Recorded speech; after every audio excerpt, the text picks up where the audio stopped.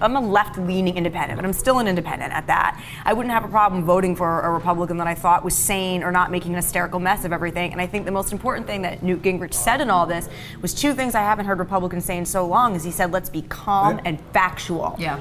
And for him to say that, that's like, that has been so the direct opposite of what the party and some of their, biggest media cheerleaders like Fox News, they don't like to be calm and factual. They like to be like hysterical and as inaccurate as possible.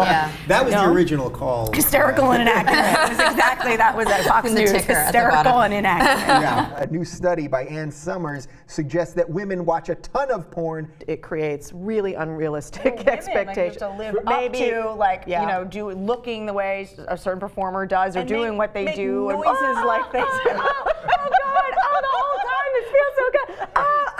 Who does that the whole time? It's like I feel like in my sex life I'm starting to autopilot. Like I just hit like a tape recorder, like or else I'm not. I don't sound satisfied. And how does a guy know a woman is satisfied if she's not making these creepy, weird, like dolphin noises the whole time? You should have like a soundboard under your bed. It sounds like.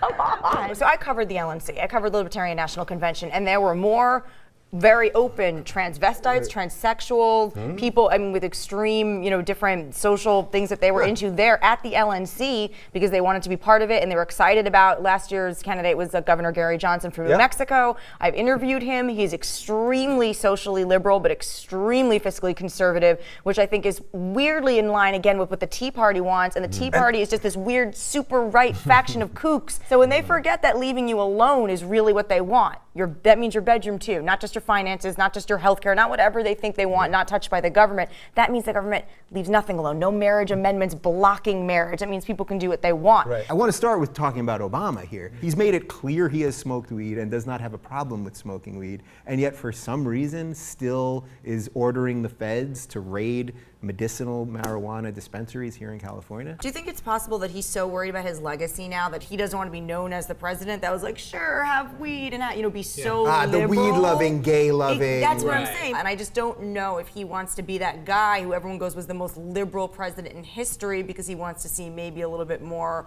moderate. I think that's possible, except the part that doesn't quite jive with me on that is he could just do nothing and let California do whatever they're doing. Super to the right and go, these are states' rights things, which would appease the rights and appease conservatives. And if they say anything about it, he'd have to go, well, look at what you say. You say you want to be able to control abortion in your own state. You want to control all these things in your own state. Your states' rights people, if you're conservative, states' rights, and just drop the microphone and leave it alone. People don't realize that the Department of Justice has already said that they can go into all of our emails, our Facebook messages, our Twitter DMs. They're allowed to do that right now. Why is it that people don't seem to care about that? Because people don't know. They don't think it's real. They think, A, it won't happen to them. People have that mentality of, well, if you're not doing nothing wrong, then why does it apply to me? Right. There's so many people, I think that we, maybe because, again, bring up the journalism thing, we're so used to being conscious of that and understanding it, but a lot of people think this doesn't involve me. Why would they look through my stuff? They're not listening to me. They don't care. So they think it doesn't apply to them. But if Ted Cruz really wanted to come out and be a leader in his party, what he would say is, look,